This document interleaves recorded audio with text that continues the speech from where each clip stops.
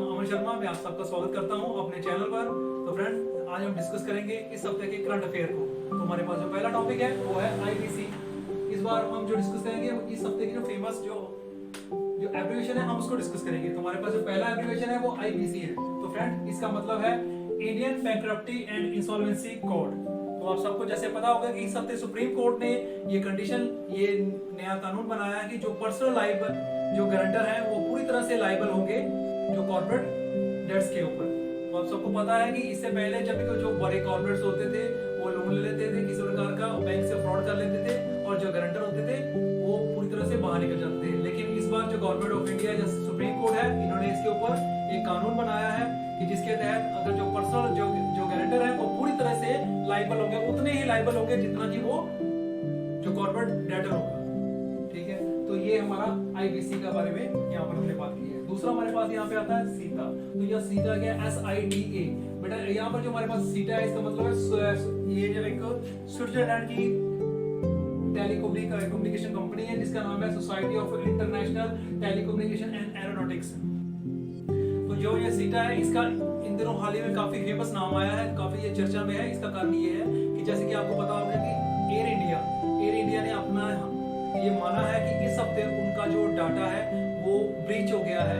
तो ये डाटा कितने टाइम का ब्रीच हुआ? ये 27 साल का जो डाटा है उनका डाटा यहाँ से ब्रीच हो गया, यानी कि चोरी हो गया है। तो ये उन्होंने माना है। तो जो एयर इंडिया का जो डाटा है, जो डाटा को हैंडल करता है वो उसका हैंडल कौन है? वो ये सीटा है। तो जैसे आपको पता होगा कि इंडिया में नहीं पूरे वर्ल्ड में ये जो डाटा चोरी है उसका काम किया जाता है, डाटा चोरी हो जाता है। अभी आपको पता होगा कि डोमिनोज ने भी बताया था कि उनका भी यहाँ से उनका डाटा चोरी हुआ था। पीछे अमेरिका का भी डाटा चोरी हो गया था।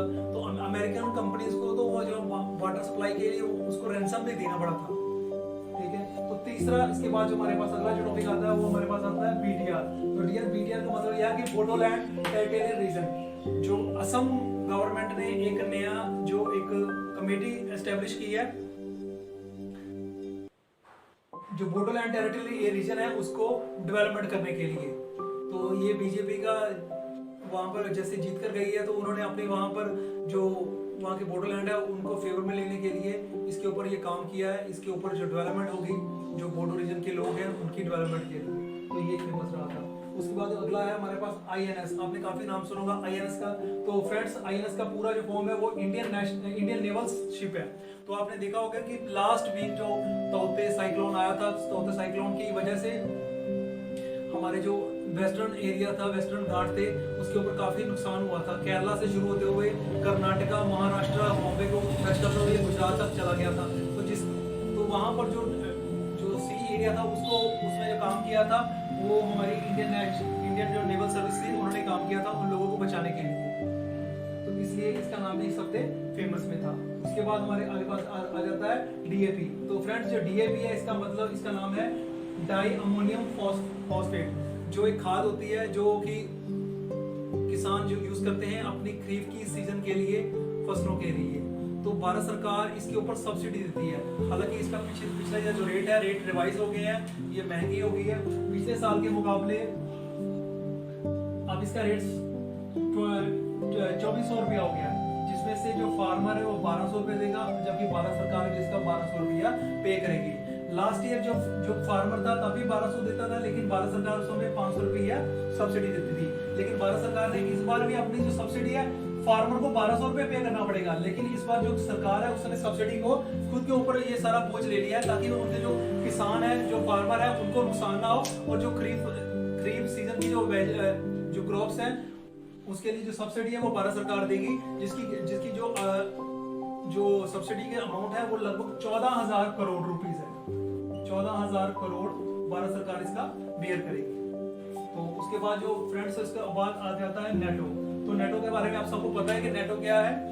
नॉर्थ अटलांटिक टेरिटरी ऑर्गेनाइजेशन है, जिसमें अमेरिका या जो कंट्रीज हैं। तो ये नेटो का नाम ये इस बार क्यों आ रहा है? क्योंकि जो नेटो जो आर्मी है, जो नेटो फोर्सेस हैं और जो अमेरिकन फोर्स है वो अफगानिस्तान से अपनी फोर्स को पुल आउट करने जा रही है। और ये शुरू कर दिया उन्होंने, और इन्होंने अमेरिका ने कमिट किया है कि वो सितंबर तक अपनी सारी फोर्स वहां से ले लेगी। लगभग 20 साल अमेरिका की फोर्सेस या नेटो फोर्सेस वहां अफगानिस्तान में रही हैं। और इस साल यानी कि सितंबर में वो यहाँ से जा रही हैं। तो लेकिन फ्रेंड इसमें ये होगा कि इसका ये नुकसान ये भी है कि वो वहाँ पर जो तालिबान है वो फिर से एक बार स्ट्रॉन्ग हो जाएगा और हो सकता है कि फिर वो जो वहाँ पर जो राजनीति पर अपना कब्जा कर ले। तो अमेरिका उनको बीच हाल में छोड़ के जा रहा है, नेटो फोर्सेस को बीच हाल में छोड़ के जा रही है। तो ये भी इस हफ्ते का एक टॉपिक था। आई होप आपको हमारे टॉपिक पसंद आए होंगे। तो हमें आप हमें लाइक करें, सब्सक्राइब करें। आपकी लाइक से हमें मोटिवेशन मिलता है। तो ऐसे ही और इन्फॉर्मेशन के लिए आप हमें देखते रहें हमारा चैनल और हम सब्सक्राइब करें, आइकन बटन को प्रेस करें। Thank you very much.